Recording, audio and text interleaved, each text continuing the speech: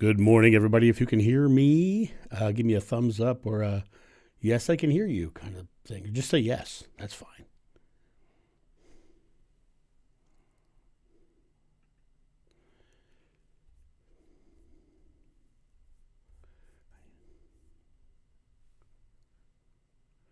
Good morning, Jenny Brown. Good morning, Rainbow Mama 6.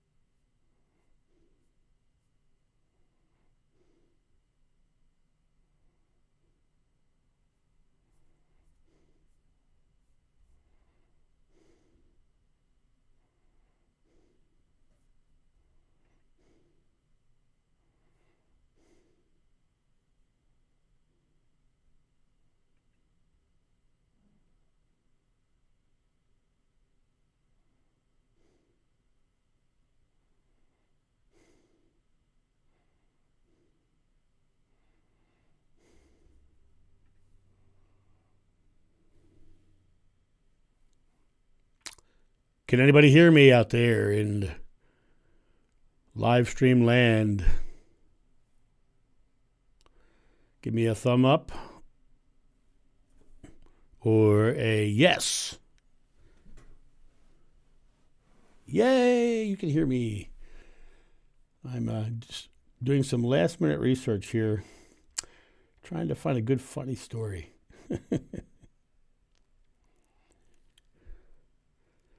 Patty Swimler, Noel, Ashley is in the house. Good to see you guys.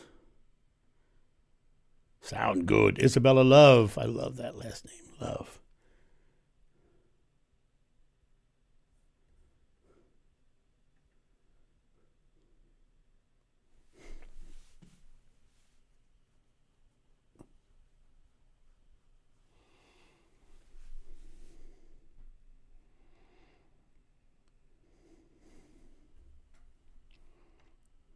Good morning.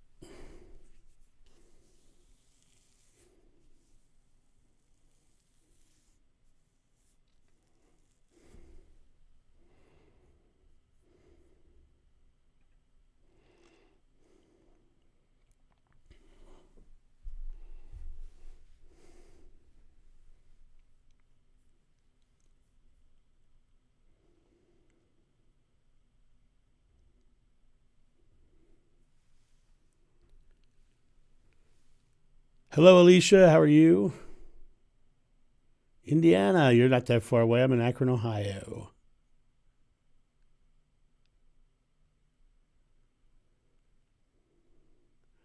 Good morning, Jane the Seeker. So, Jane the Seeker, when do you become Jane the Founder or Finder?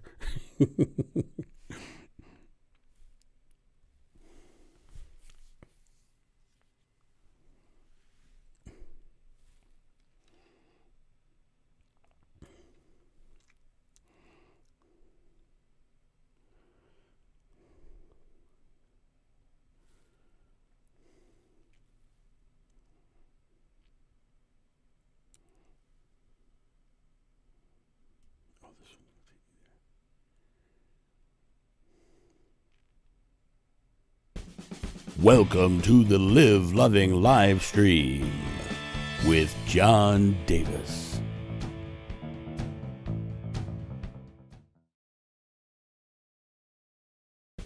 Thank you for joining us for the Live Loving Live. Well, hello, everybody, and welcome to the Live Loving live stream for today, Sunday, February 6th. I hope you all are well. You might notice I'm growing it in. It's coming in, as I asked on one of my videos the other day.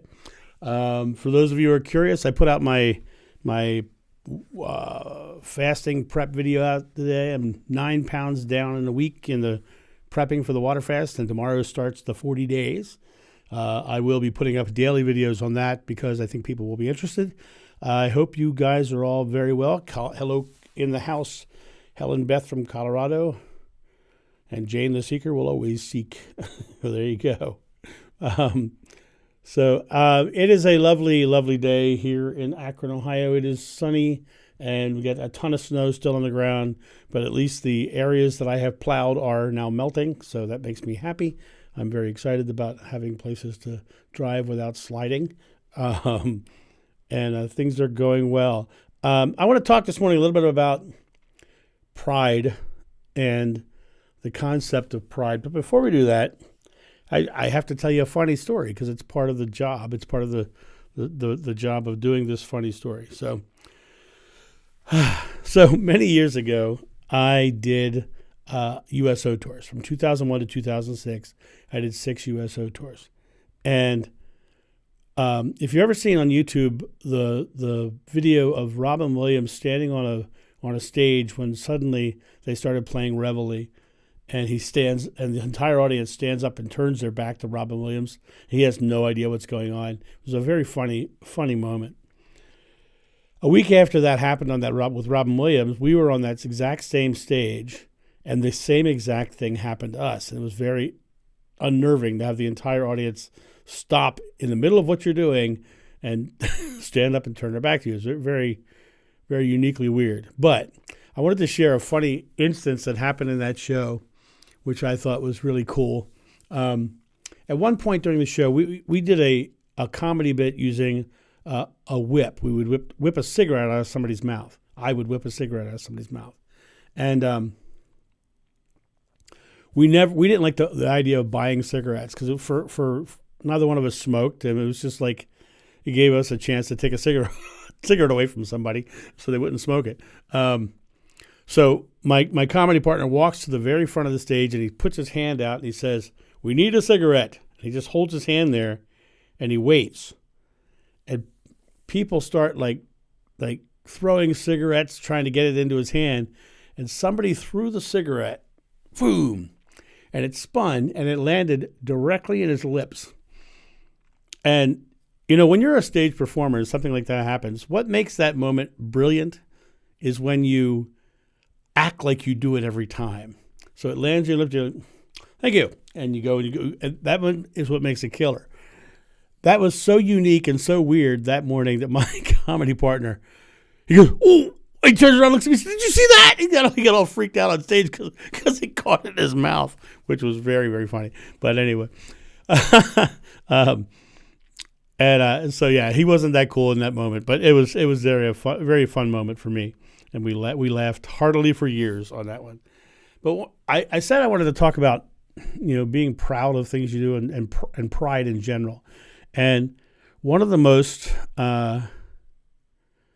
things that I'm most proud of in my life has to do with this hat right here. I did 6 USO tours, and you can see that this hat is worn and beat up. We went to 16 countries. I don't know if you can see this or not. We went to 16 countries around the globe, and this hat went with me everywhere I went.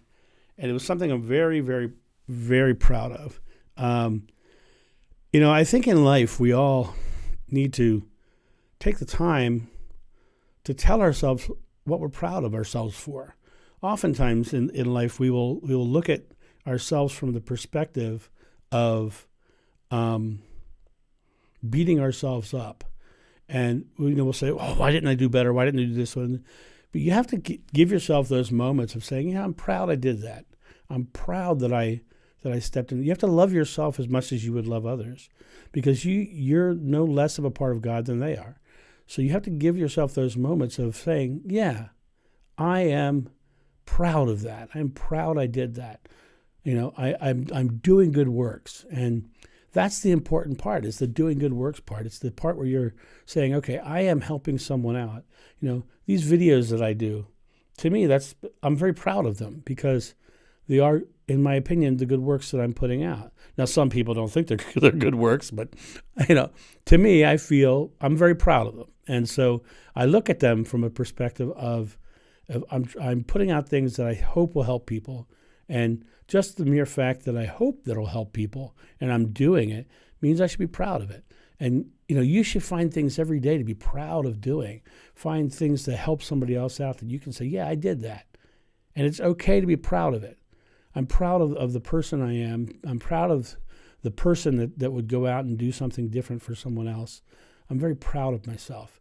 And, people say, well, that, vanity or being prideful is wrong. I don't think so. I think it's balance, because we're talking about ego again. And ego, as I've often said before, the word ego only means self-awareness. It doesn't mean it's anything bad. It's just a word that means self-awareness.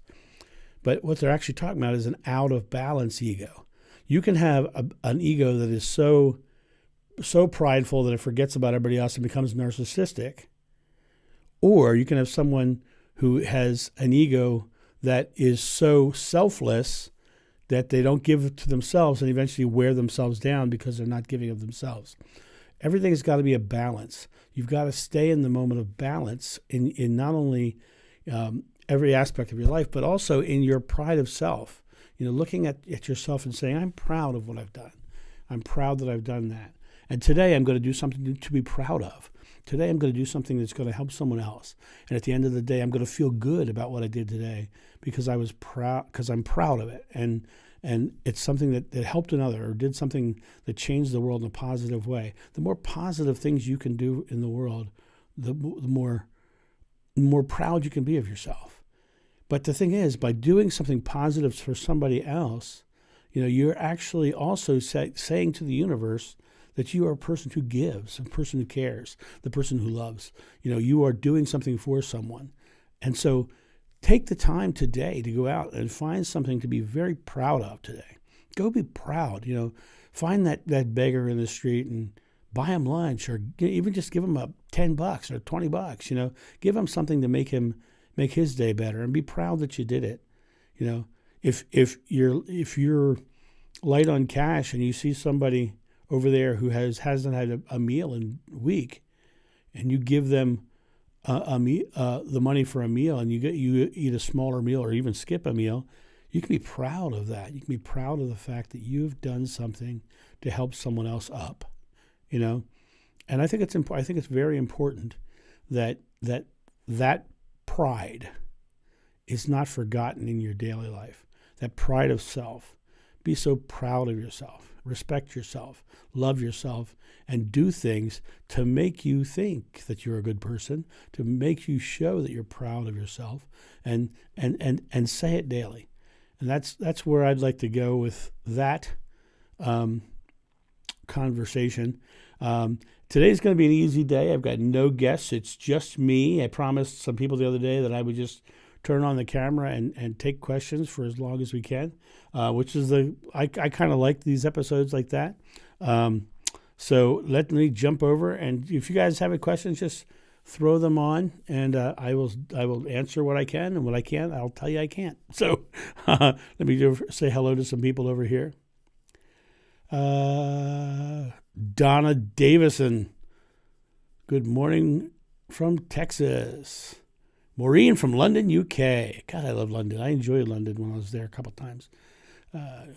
Minnesota. Oof, I know you guys are getting brutal in the winter this year.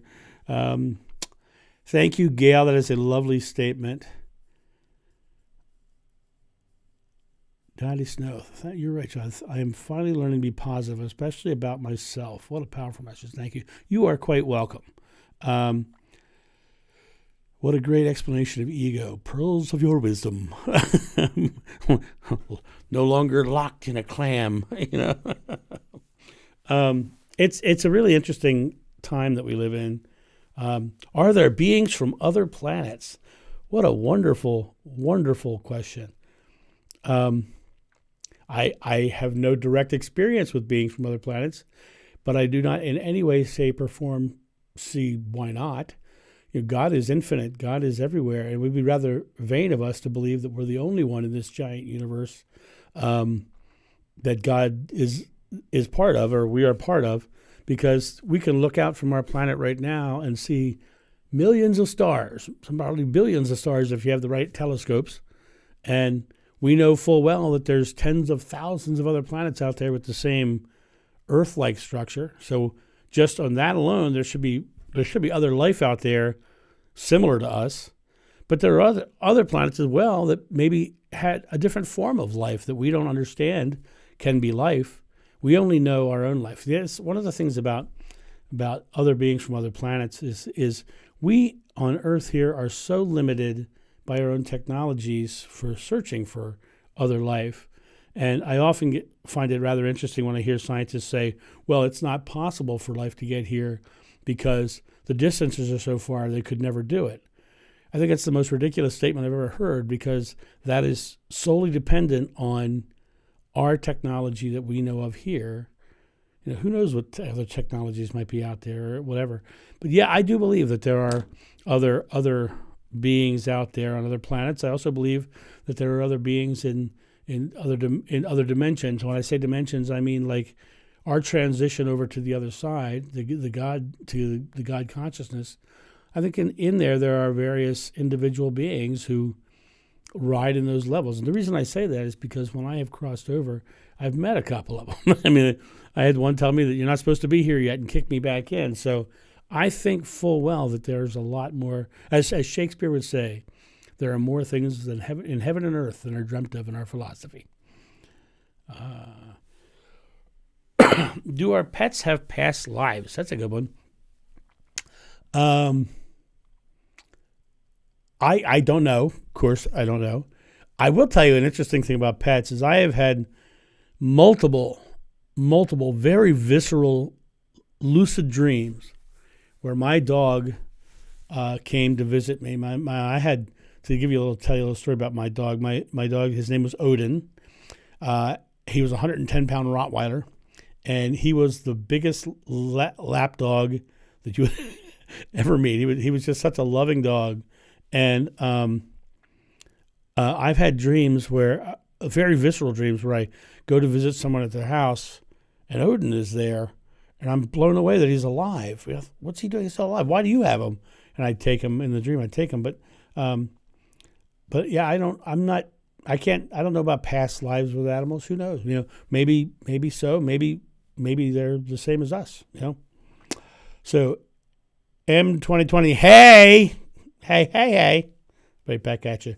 What a cool confidence.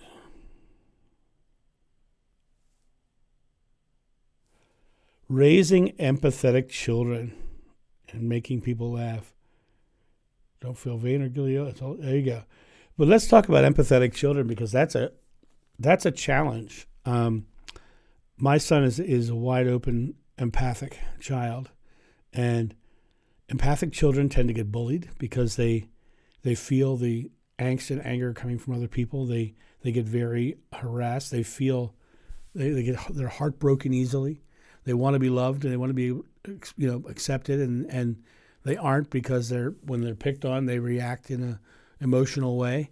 And you really have to come down to working with saying, yeah, you can feel how they feel, but they feel that way because of their own lacking.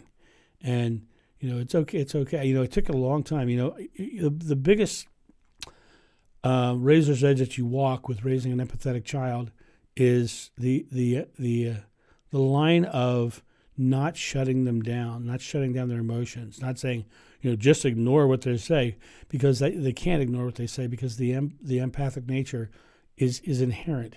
It's a matter of saying, redefining what they're feeling.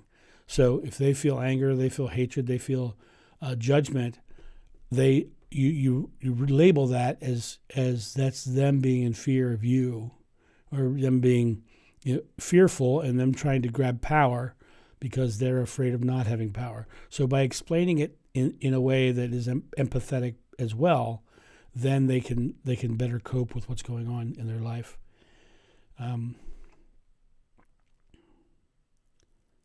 Oh, thank you, Isabella. Thank you for ordering that.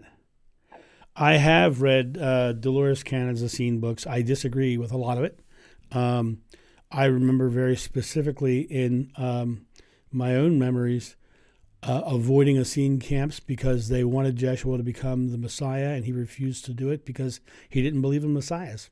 And so also you have to remember that the Essenes were the first ones who started the armed conflict with Rome. John the Essene led the first armed conflict. It wasn't a loving sort of group. It was more of a zealot group.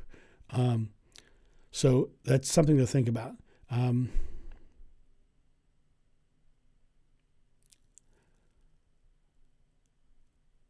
Dottie Snow, I watched your video on Lucifer, but did Jesus ever mention angels, heaven, or hell, or any afterlife? It's a great question, and I want to dive into it.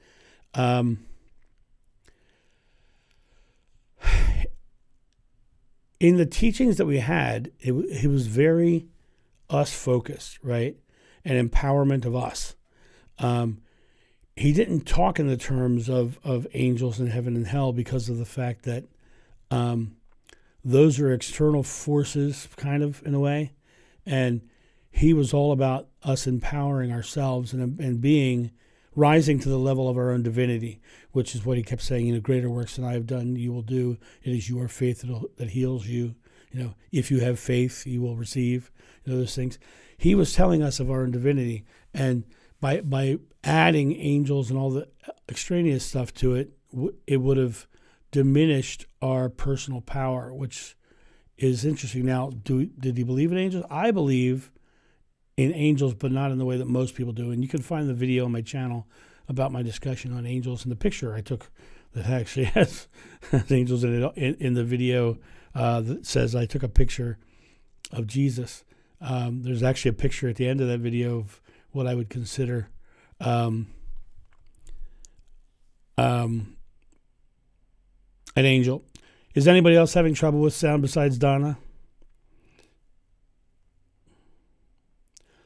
I am following your fasting journey and have said that Jeshua fasted. I'm not familiar with this concept and how it helped connection to source. Can you explain? I'm not sure it has a connection to source. I will tell you that when I fast and have fasted in the past, I have felt very clear-headed. Now, I think when you're clear-headed, of course, you're probably a little clearer of a receiver. But I have never had any hugely spiritual experiences during fasting, per se. But I was, like I said, very much clearer and very much more clear-headed. Let me put it that way.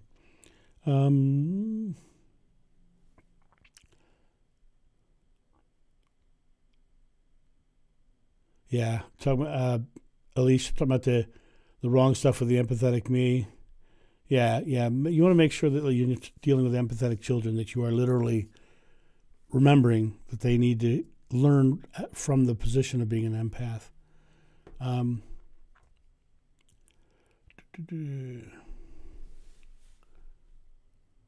Sulphur Road.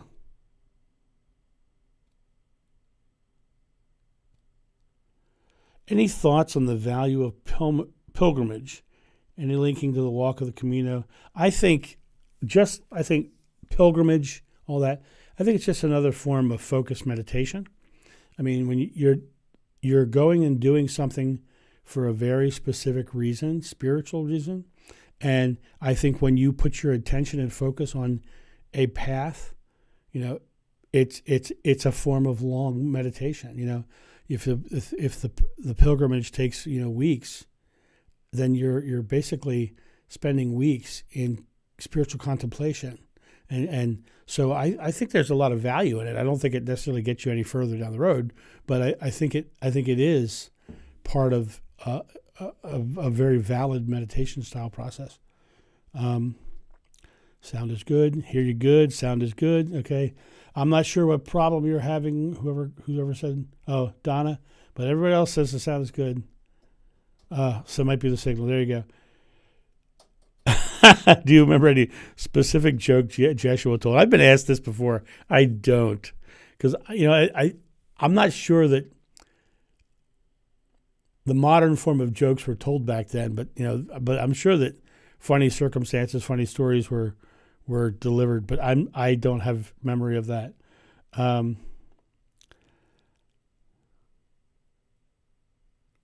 I find my children would like to have connections to a community, aka Sunday school type of experience.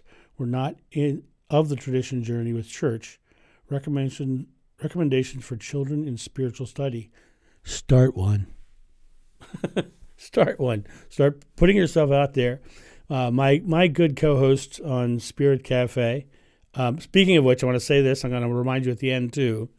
Next Sunday, there will not be a live stream on my channel, but at the same time on the Spirit Cafe channel, we are doing a live stream over there, Tamara and I together. The reason being is because it's our 1 year anniversary. We just finished our 52nd episode goes out tomorrow.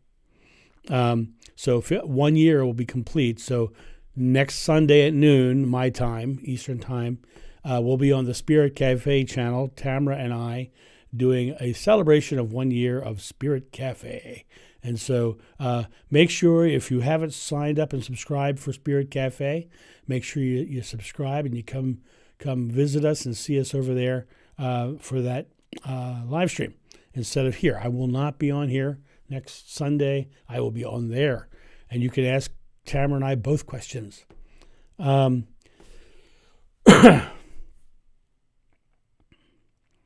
Anyway, so as far as spiritual study and the children, back to that one. Sorry. Start something. Go out online. Start gathering. Tamara actually does these meetups where she puts it on Facebook. Says, "Hey, we're going to be at this park on this day, and we're going to just talk spirituality." And she brings her truth bomb cards, and she chooses a topic or something, and you can do that yourself. If you can't find a community, start one. Go out and create one. If there's nothing around you, because I'm sure that there are other parents who would love to have a spiritual community but not a religious one, because that's important. Because the religious one, you take them to a Sunday school sort of scenario, and what happens is you're going to start getting the fear-based religion taught to them, and whereas you can take them to a park with a group of other people or an indoor gymnasium or even find a cool place. If one of you has a big enough house, you could even do it there. But you can bring people in and talk spirituality, talk loving, and let the kids laugh and joke and feel that feeling, and explain to the kids that positive sensation is God, and you find that in play.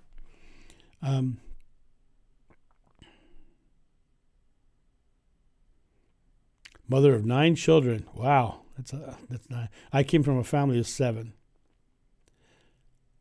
I have not dry fasted at all. I don't see the need not to drink water. I actually enjoy water fasting, but I don't see the need to dry fast, and haven't tried it.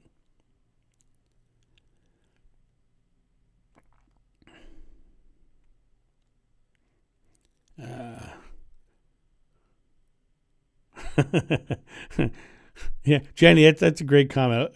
I envy your courage for having 9 kids. 2 is enough for me. And you know what, Mama, we are proud of you. Rainbow Mama 6, we are proud of you. We're proud that you're able to have 9 kids and you're schooling them every day. It's a wonderful thing.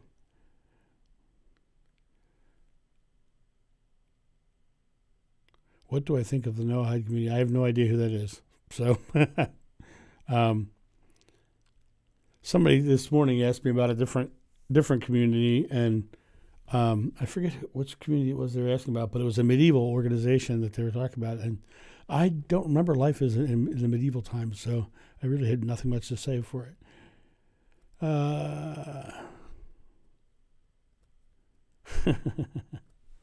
You are quite welcome. Quite welcome. It's interesting. We live at a time where where people are all out there doing good works. They're getting through this pandemic. They're getting through all this stuff, and I find it interesting that we sometimes lose the sight of that, just being able to have a house or having a roof over our head or food on our table is something to be proud of, is something to be happy about and joyful. I can breathe in and out today. I'm so happy I can do that. Those are things that, the simple things are the things you can be happy about, proud about, and all those things are found in your present moment. So make sure you get serious about present moment at some point.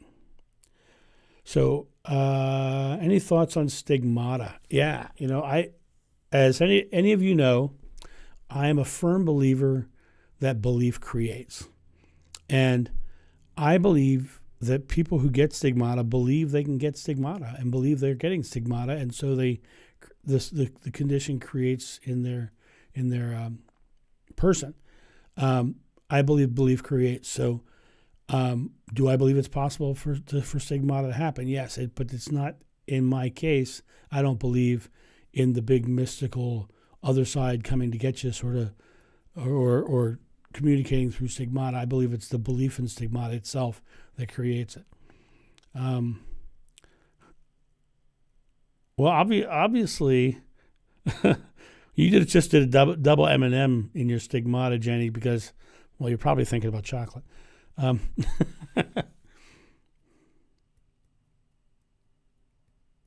In Israel, they treated me like a queen. I found that almost every country I've ever been to, I've been treated well. But I think it's also about what you bring to the table. When I traveled, I tell the story all the time about traveling through Egypt and being treated like a prince, and then meeting someone else who was being treated like a butthead, and then 5 minutes later he was a butthead. I realized he was a butthead. So it really comes down to the idea of realizing that how you are treated is what you're giving. And so, what you sow, you reap.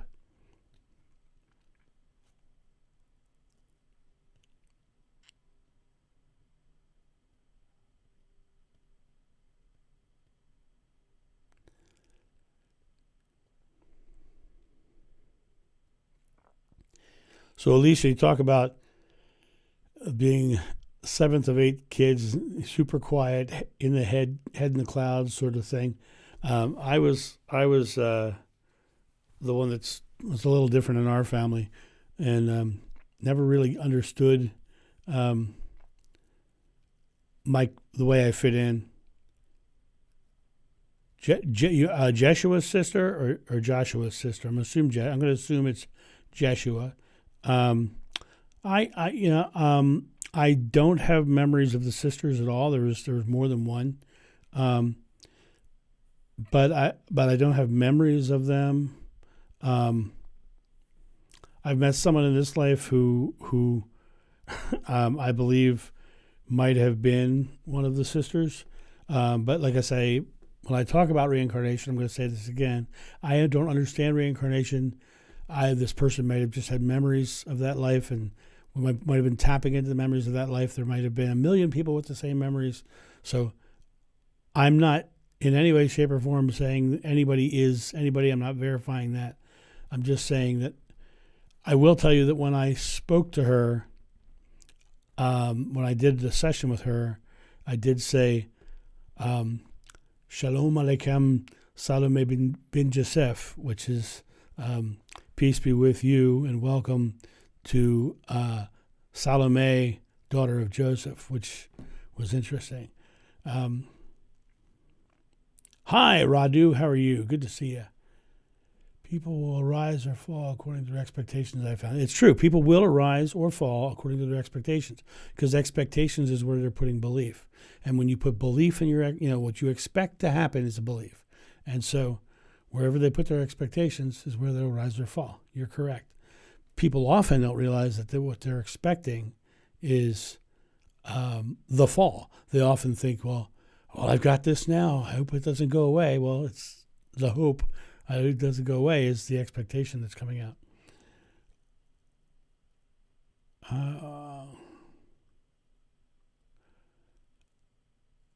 Well, great question, Isabella. Do you only connect to Christ through breath, or do you have any other techniques? Um, couple things. First of all, I connect to God through breath. Christ is a Christian term for a Messiah, and I don't typically use it unless I'm talking about your personal Christed self. I don't believe that Jesus is a deity, and I don't believe that Jeshua would have ever wanted to be considered a deity. So I don't connect to Christ, a Christ that way. I connect to God that way, but I believe it's that breath is not just a technique, and I need you to kind of release the idea of technique, because I say he's at the bottom of every breath because he's in every moment. The only thing that's stopping us from seeing God is our own state, our unconscious mind getting in the way.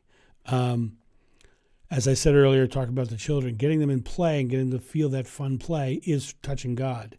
It's connection to source. And, laughing at a joke. That's why we start this live stream with a joke, is because that laugh, that thing that makes you smile, is a connection to God. That feeling of joy and laughter and lightness is the connection of God, and it's found everywhere.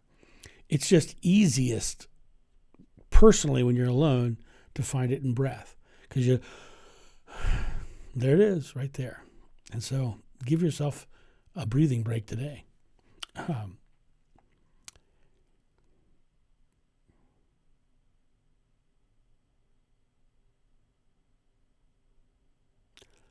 I do not have a memory, Anne, of Jeshua's niece. It's really interesting. I just kind of want to address this because I get asked about Dolores Cannon a lot. When I first read her books a long time ago, I was like, this is interesting, very interesting. And I contacted her because I had already had my regression, and I contacted her and said, well, would you like to, see what happens if we work together? And she refused to work with me because she didn't regress me originally. And so she only will work with people that she personally has regressed. And so her studies are very they lose when it comes to a scientific study, because you have to have other studies or other sample groups to get the real information from. And she refuses to talk to anybody unless she's done all of the work herself. But then again, in her, when she's working with somebody, she forgets the fact that they come to her because of the fact they've probably read her books, and so they come to her with those expectations. So, I often find it an interesting thing to read. So when I read her books, I go, okay, does that feel right? If it feels right, then I go there. If it doesn't feel right, I don't go there. If I have memories that directly go against what she says, I say it. But people tend to, in this world, take other people's writings and other people's books and other people's teachings as gospel. And I don't want you to take anybody's, including mine, because, spirituality, as my mom said, is a personal journey. You need to find what's true for you. And you go out and you find, I don't want followers. I don't want any of that stuff. I want people to become empowered and step into their own Christed self. There's that word, Christed, right? Step into their own divinity, step into their own power, and start becoming creators. That's what Jeshua wanted too. Greater works than I've done you will do. You want to make sure that you are stepping into your power and discerning truth for yourself. Now, as far as Dolores Cannon's concerned, I think that it really comes down to the idea of there's probably great information in there, and I've seen pretty good information in there. But when I read her stuff, I have to read it from my past memory and my own discernment of what feels right. And do I remember Jeshua's niece? Not really, no. But there's a lot of images that I have that I don't know who the people were in the images, because my memories aren't 100% clear. Sometimes it's just an image. Sometimes it's just a look. Sometimes, it's who knows, So, yeah, I just wanted to make sure I cleared up that thing about Dolores Cannon, because I get asked about Dolores Cannon a lot, and another thing that I get is I get a lot of people who are devotees of Course in Miracles, and they speak about the Course in Miracles like a religion. They say, this is what Jesus said. And I think you need to look at it and realize don't fall down another religion or New Age. You have to look at yourself and say, does this feel right? And if it feels right to you, follow it. If it doesn't feel right to you, don't follow it. And you can also say if parts of it feel right and follow that. So make sure that you are the one who is stepping into your own personal power and taking your own truth, because it's your truth is the way and the life that you want.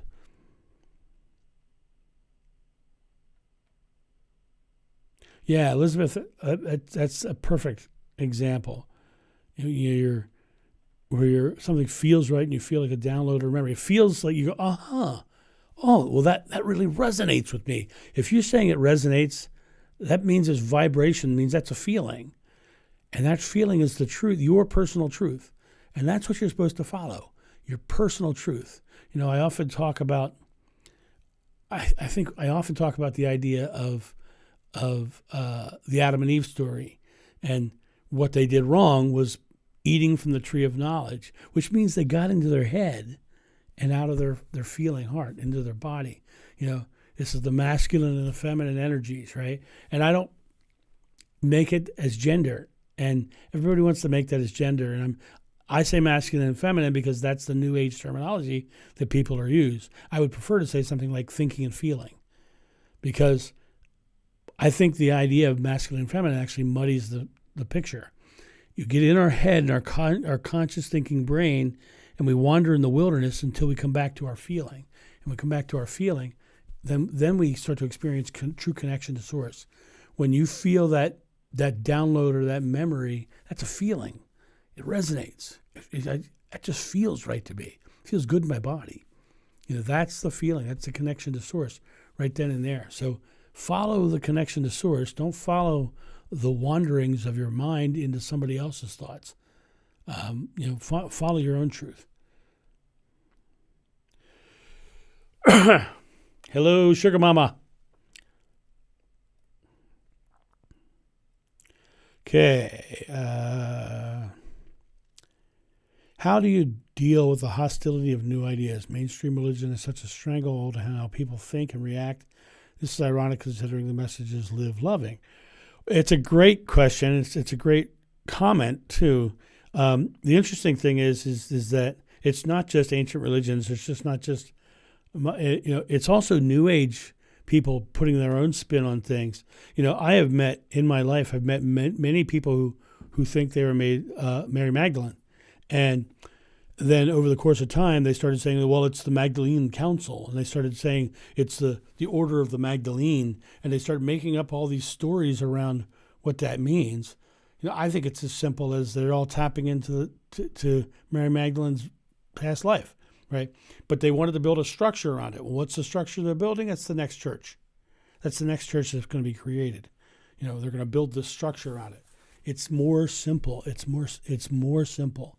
It's so simple you can't understand it. We are one with everything. We are one with God.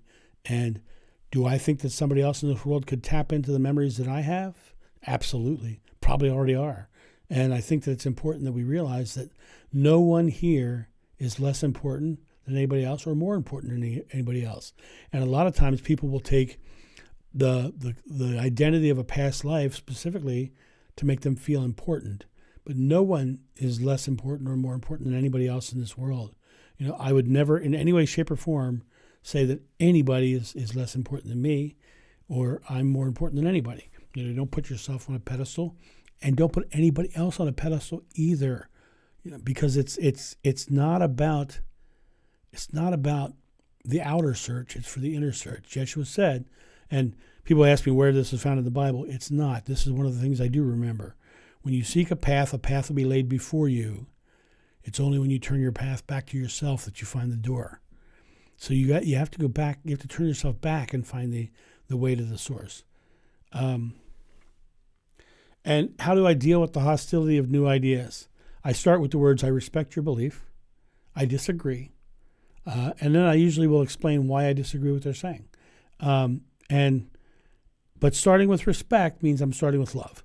I'm starting with saying, oh, yeah, you can. That's your truth. Follow it, But this is why I disagree. And here's the interesting thing is in my experience with the past life stuff that I've dealt with, I've never had a Muslim come at me. I've never had a Jewish person come at me. I've never had a Baha'i come at me. Never had a Buddhist come at me. I've never had a Hindu come at me.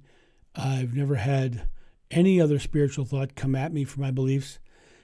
The only people that ever come at me vehemently, angrily, and hatefully are Christians.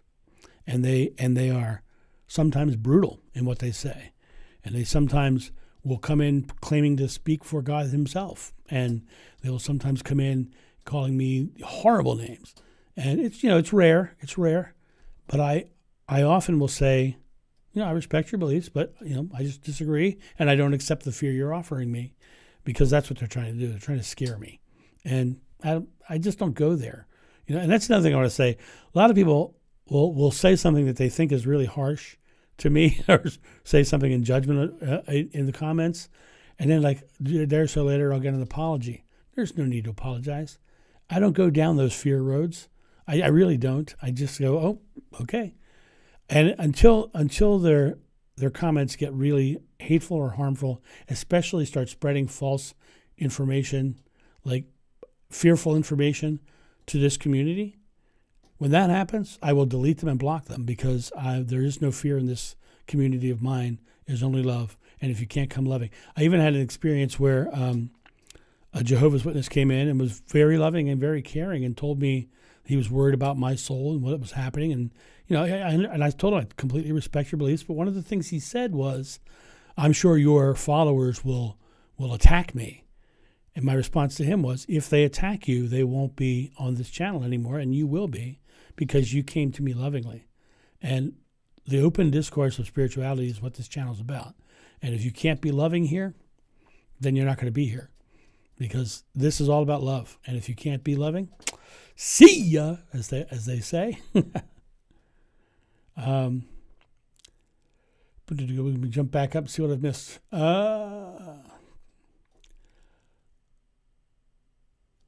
If Jesus was alive today, what religion do you think he would be drawn to? It's very interesting. I don't think he would go to any religion, but if I would say one, I'd say he's probably more Buddhist than anything else.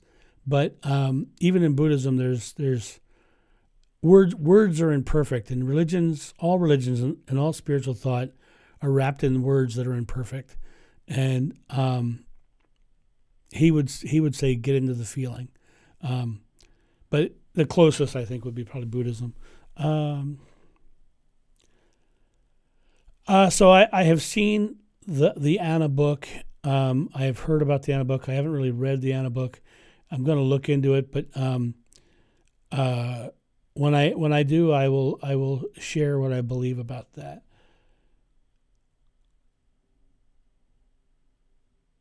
Oh, CPO Snarky. Once again, love the name. Do you think that the Bible often used metaphors and euphemisms that were unfamiliar to the modern day, so we take them literally and leads to confusion? Absolutely. The writers of the time were what you would call pop culture writers. They're writing about what their times are about. When you look at all the writings and I often say this, it's from a patriarchal time 2,000 years ago. It was a very different time, and they were talking about their time. And even Shakespeare did the same thing. Shakespeare was a pop culture writer. One of the plays Romeo and Juliet, you probably have heard of it. It's a little-known play. Romeo and Juliet, he plagiarized a whole bunch of quotes from an English fight master, calling Tybalt the butcher of a silk button. It was said that Benetti could duel any Englishman and cut a button off, choose a button before the duel and cut it off during the duel. And so calling Tybalt the butcher of a silk button would have been laughed at because everyone knew the story of Benetti in the time. Shakespeare was a friend of a guy named George Silver who wrote a book called The Paradoxes of Defense. The Paradoxes of Defense was all about bashing Italians and French and Spanish for their fighting styles and saying how much better the English fighting style was. And the Italians' books, when you looked at them, they looked like geometry books. You'd have sword fighters in positions with all the geometry laid out on it and everything. And in Mercutio's speech in Romeo and Juliet, he talks about the books of arithmetic. That's a pop culture reference.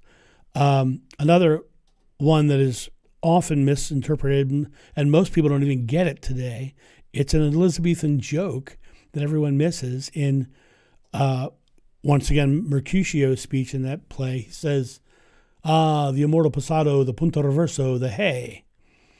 Well, the passado is a piece of Italian footwork where the back foot passes the front foot, and he was probably referring to the passato sotto, which is back foot to the front foot, and then the left hand drops to the ground. So it's this real grand, long piece of Italian footwork in sword fighting.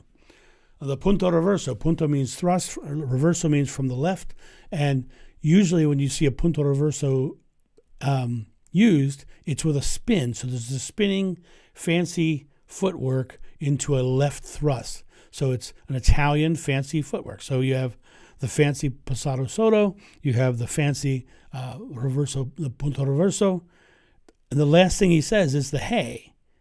Well, the hay is an Elizabethan jumping dance. So he says Italian footwork, Italian foot, Elizabethan jumping dance. It's a classic three-part structured joke to say the Italians are just dancing around. And so those are all pop culture references. The Bible was written the same way. They were using pop culture references of the time that we don't understand today. And it's really important that we realize that we have to discern what the meanings and the truths are. And the other thing that I'm very I want to say adamant about, but one of the things that I think is very important is that we follow what feels right to us. And take the mysticism out of a lot of it, because all the mysticism was added in the Middle Ages, really, because the mysticism of it is how the power is controlled. So think about that.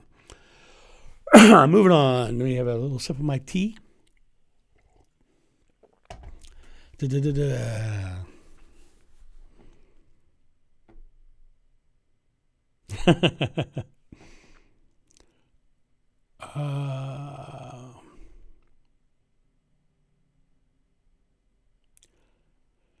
Yeah, Alicia. That's why I tried. That's why I did that meditation, the meeting Jeshua meditation, because I was trying to guide people into the feeling of what it felt like to meet him. That's on my website if anybody's interested in that. Any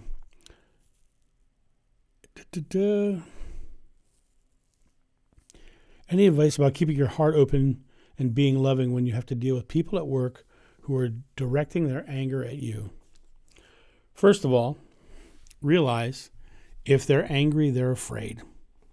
No, you have to. If you take and look at their experience and say, what are they afraid of? Are they afraid of you not living up to your potential? Are they afraid of them having to do more hard work? Are they afraid of what it is that is taking their power away from them? What are they afraid of? Once you figure out what they're afraid of, then you can address their fears. And when you address their fears, the situation diffuses itself. That's my first piece of advice on that one.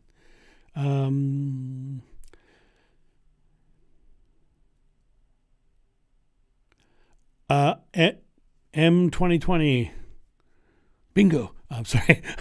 I believe modern day Christianity is based on the Romans view. I believe that too. I believe that it comes out of the transition from the early writings to it being translated by Romans and taking the writings and marrying them to pagan holidays and pagan rituals and I think that it's an amalgamation. I also think it's also completely far simpler than any of it. And I think that it just comes down to be love, which is why Joshua in the Bible itself says, I leave you this one commandment, love one another.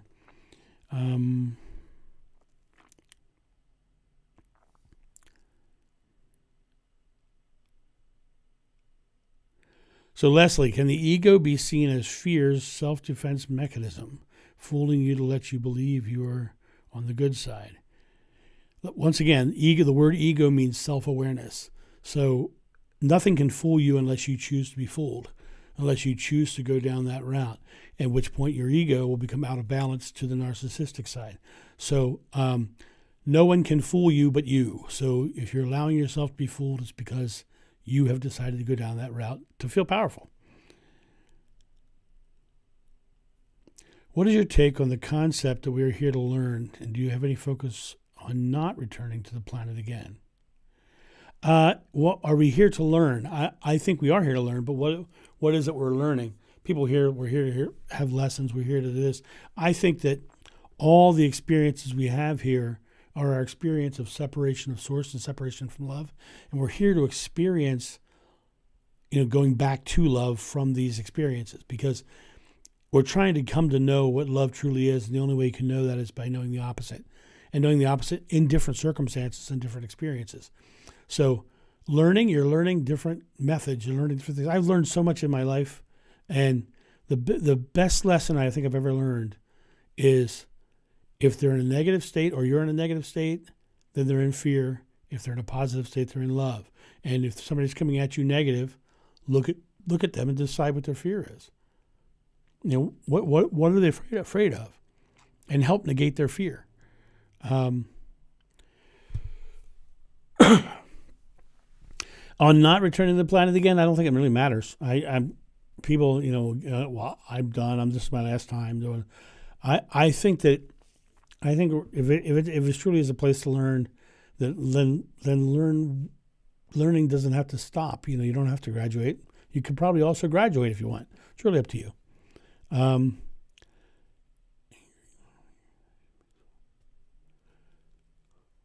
Anger equals fear equation makes so much sense. Well, I'm glad it makes sense. Sugar Mama. The thing is, when I look at love and fear, it's a fascinating thing, because I don't think of it as a polarity. I think of it as a sliding scale. I think that there's love on one side and fear on the other side, and you can be very loving, you could be a little bit loving, you could be something, you can be right in the middle, hanging out in the middle, you can be very slightly fearful, more fearful, and horribly fearful. I think we have this sliding scale, and I'm going to say this again. I said this in other videos. It's like we're in a room built of love with a fog machine right beside us and our hand on the knob. And we can crank it up or crank it down, but we have to remember it's our hand on the knob. We are in control of how we react, either fearfully or lovingly. And so that's how I kind of view the whole thing. It's interesting, M2020. I've heard a lot of people leaving their religions to follow Joshua. There's Jewish Christians who left Judaism to follow Jesus. There are Hindus and Muslims and Buddhists who have started to follow Jesus. But there are also Christians who've left to become Buddhists. And I think that whatever resonates for someone is where they're going to go. And the more Joshua is exposed for who he was, a truly loving man who told us that we can be loving, and we should be loving, and we should love one another, and we can create a loving world, and that love is God, and love is source, then that's very attractive to a lot of people who have religious thoughts that are convoluted or fear-based or angry or structured in such a way that there's so much thought put around it. That simplicity of love is very attractive and very much easier to follow than any other religion in the world.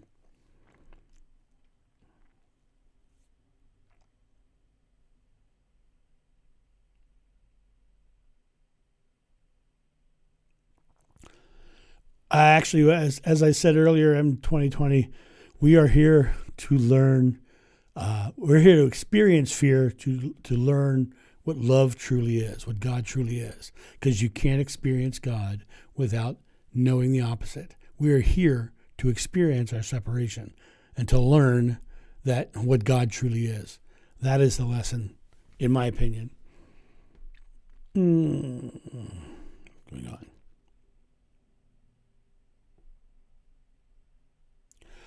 Marcus, the Lord said he would raise the sinners and saints on the last day. I'm glad you said that. Where'd you get that? From the Bible? Is the Bible infallible? That's my question to you. Is the Bible infallible?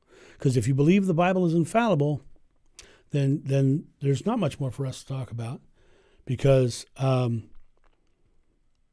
Lord said is a focus on a separate deity entity and not what I talk about. So, it's funny. People ask me about the Last Supper all the time. I have remembrances of suppers or meals. I don't have a memory of it being a specific last one. I do know that the meal that I had, that Maria Magdala was there, Ishti, as Yeshua would call her, his wife, was there. Yeah, you say yes, sir. So you think the Bible is infallible then? And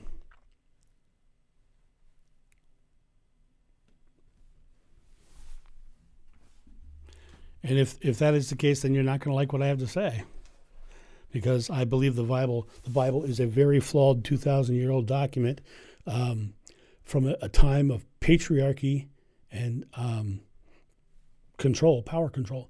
And so I think there's a lot in it that is manipulated and false, and I believe there's a lot in it that's true and loving.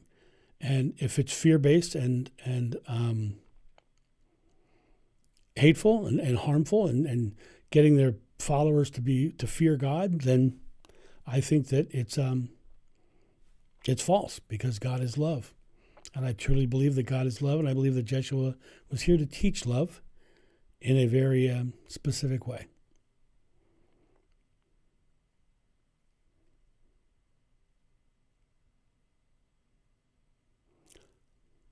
Yeah. So we're coming down to the end of my time here, but I want to give Marcus an opportunity to respond to what I just said, because it's unfair of me not to allow him to respond. It would be completely unloving of me not to allow him to respond. So I'll hang out here for a few more minutes and see if that happens. Other than that, guys, it's been a great day. Let me say that I truly love and appreciate you guys for being here and having these conversations. I once again want to say, I don't expect anyone to believe what I say. I expect everyone to go out and find their own truth and follow it, and I respect everyone's belief.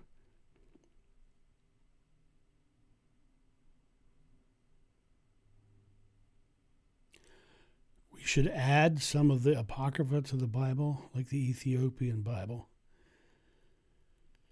I think once again, all of the books of ancient times need not be. I think the Bible needs to be dismantled, and I think we need to go and find the universal truths, which is still something I plan on doing.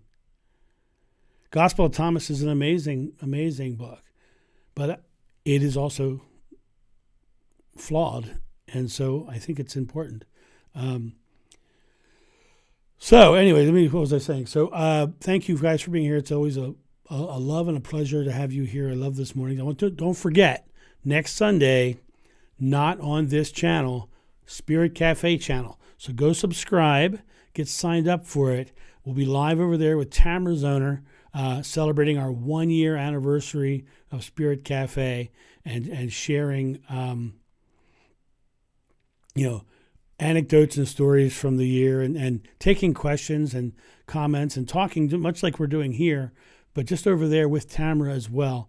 And we'll be having a great day celebrating the the 1 year of Spirit Cafe.